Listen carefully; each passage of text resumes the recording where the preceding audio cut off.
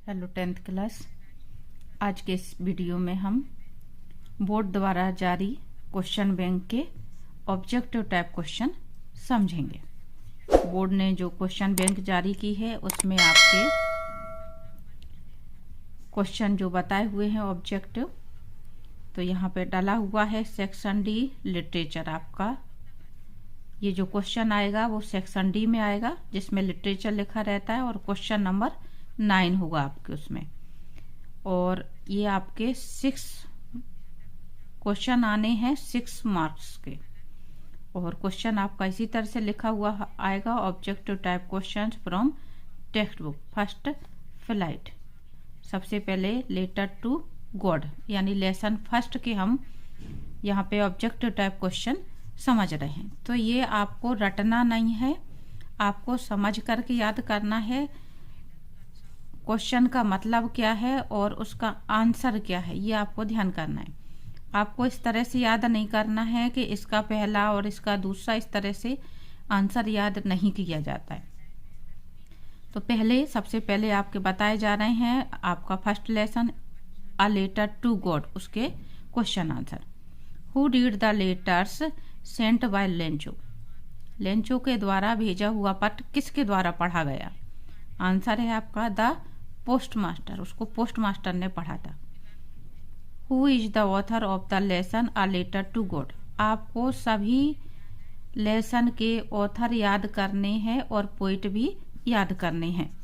तो यहाँ पे ऑथर की जगह पे राइटर शब्द भी आ सकता है।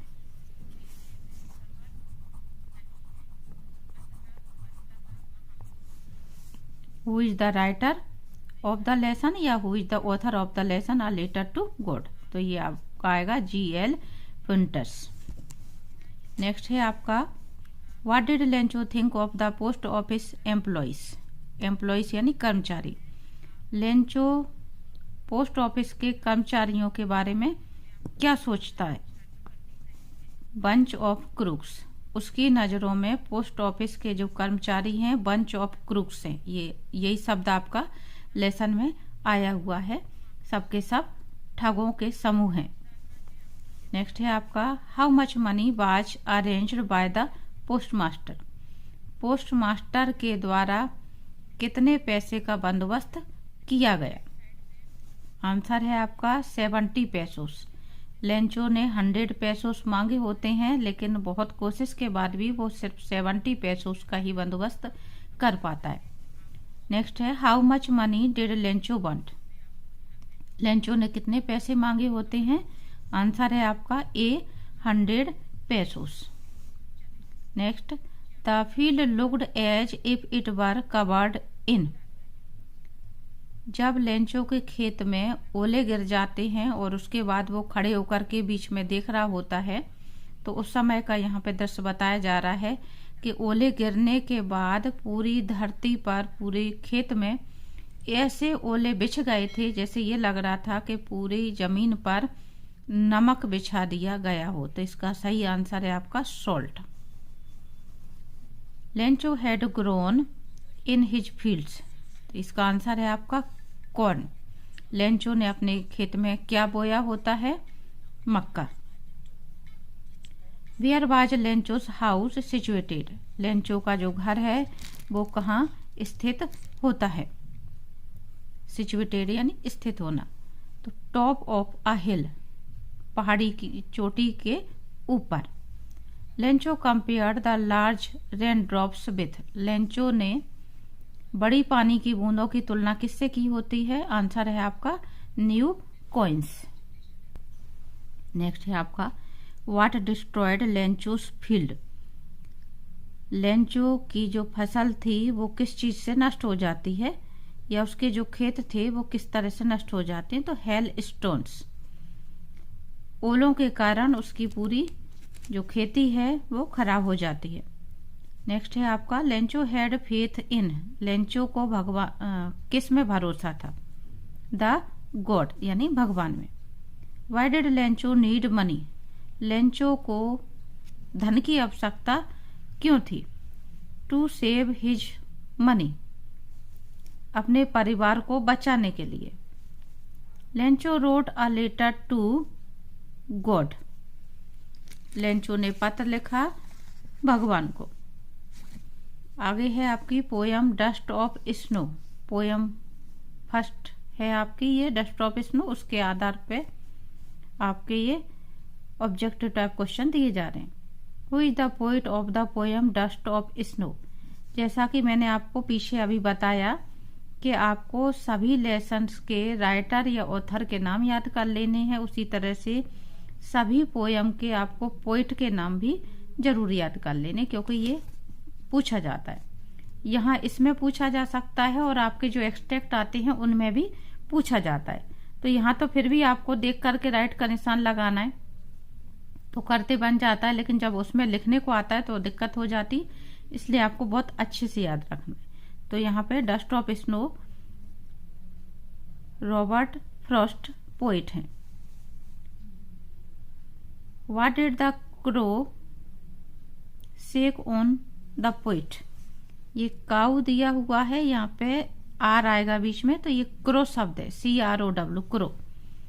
What did the crow shake on the poet. कौए ने कवि के ऊपर क्या गिरा दिया होता है। इसका आंसर है डस्ट ऑफ स्नो, बर्फ की धूल।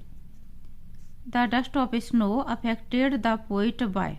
डस्ट ऑफ स्नो ने, बर्फ की धूल ने कवि को प्रभावित किया, किसके द्वारा। चेंजिंग हिज मूड, उसका मूड परिवर्तित करके। नेक्स्ट है where was the crow sitting. कौआ कहाँ बैठा हुआ था।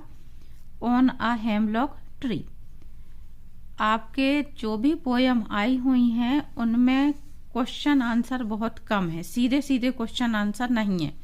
तो आपको ये जो क्वेश्चन आंसर बताए जा रहे हैं बहुत अच्छे से याद करके रखना है कि ये आपके ऑब्जेक्टिव टाइप में ना आकर के अगर वैसे क्वेश्चन लिखने को आ जाए तो भी आप इन्हें अच्छे से याद करके रखें और लिख सकें आप।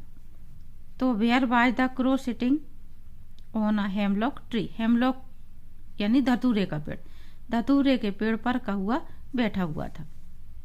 What has the poet saved in the poem. Poem में कवि ने क्या बचा लिया, किस चीज को बचा लेता है डस्ट ऑफ स्नो पोयम में। Some part of the day, दिन का कुछ हिस्सा। Who has written the poem fire and ice. आगे जो आपके क्वेश्चन आंसर आ रहे हैं पोयम फायर एंड आइस के आ रहे हैं, तो इसके भी पोइट जो हैं वो हैं Robert Frost. What does ice symbolise in the poem fire and ice. जो आपकी पोयम है फायर एंड आइस, उसमें आइस शब्द से कवि ने क्या प्रतीक के तौर पर मीनिंग निकाला है। तो इसका आंसर आएगा आपका हेट्रेड। आइस का मतलब है वहां पर पोयम में नफरत। नेक्स्ट है आपका what does fire symbolise in the poem fire and ice. Fire से कवि का क्या आशय है पोयम में। तो यहाँ पे ये आएगा आपका डिजायर। दोनों शब्द आए होते हैं डिजायर और नफरत। What is the meaning of the Paris. Paris शब्द का क्या मीनिंग है, तो ये है आंसर इसका डाई। पोयम में नीचे जो मीनिंग दिए हुए हैं ग्लोसरी करके, आपको वो मीनिंग भी याद रखने हैं क्योंकि वह भी परीक्षा में पूछे जाते हैं। नेक्स्ट है आपका according to Robert Frost what will end one day. Robert Frost के अनुसार एक दिन नष्ट हो जाएगा, क्या नष्ट हो जाएगा, तो आंसर है आपका वर्ल्ड, यानी ये दुनिया या संसार। आगे हैं आपके Nelson Mandela long walk to freedom lesson 2 के question objective question answer. According to Nelson Mandela what is courage. Mandela के अनुसार साहस क्या है, तो ये आंसर आएगा आपका ट्रायम्फ ओवर फियर। डर पर जिसने विजय प्राप्त कर ली वही नेल्सन मंडेला की नजरों में साहसी व्यक्ति है, निडर है। According to Nelson Mandela what is a country's greatest wealth.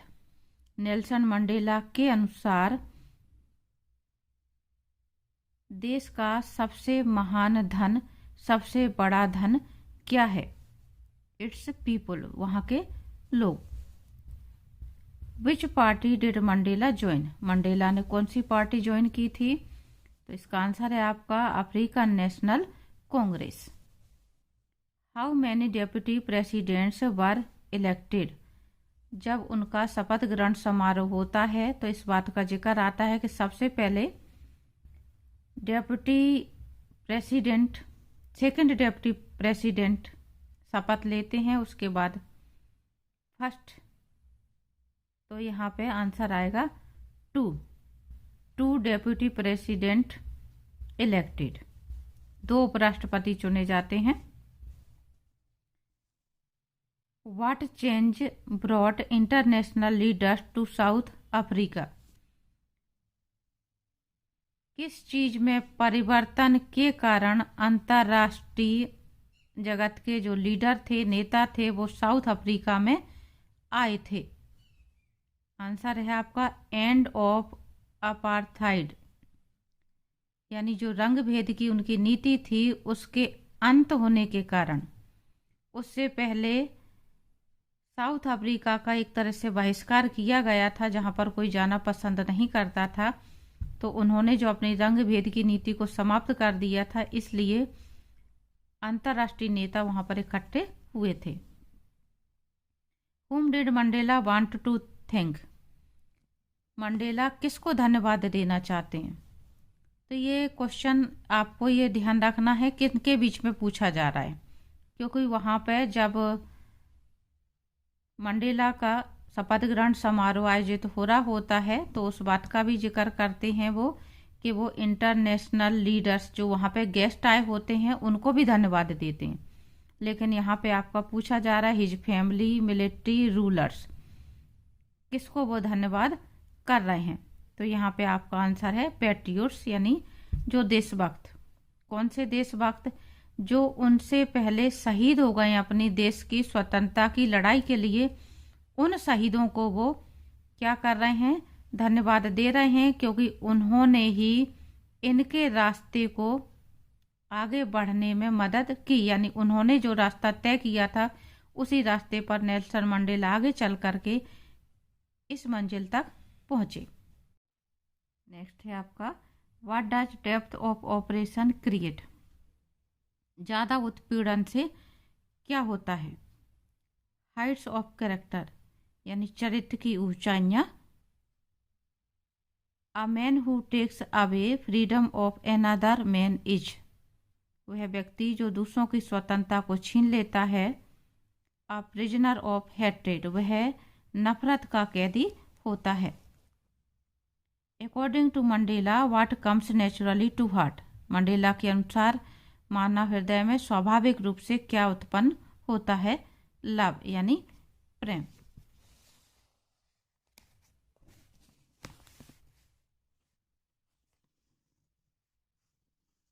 Which flame can never be extinguished, कौन सी ज्योति कभी नहीं बुझनी चाहिए? एक्सटिंग्विश्ड यानी बुझना या बुझाना। मेंस गुडनेस, मनुष्य की अच्छाई रूपी जो मशाल है वो हमेशा जलती रहनी चाहिए, वो कभी नहीं बुझनी चाहिए। The spectacular array of south African jets were displayed bye, जो शपथ ग्रहण समारोह चल रहा होता है वहाँ पर मिलिट्री के द्वारा एक भव्य स्पेक्टिकल एरे प्रदर्शित किया जाता है, यानी कि जो आसमान में एक सुनिश्चित आकृति बनाई जाती, उसकी यहाँ पे कही जा रही है। तो वो किसके द्वारा बनाई जाती है? मिलिट्री के द्वारा, यानी मिलिट्री के जो जेट्स होते हैं, हवाई जहाज होते हैं, उनके द्वारा। Nelson Mandela was accompanied by, Nelson Mandela उस दिन कौन के साथ थे? जब शपथ ग्रहण समारोह में जा रहे थे तो उनका साथ किसने दिया था? हिज डॉटर, उनकी पुत्री।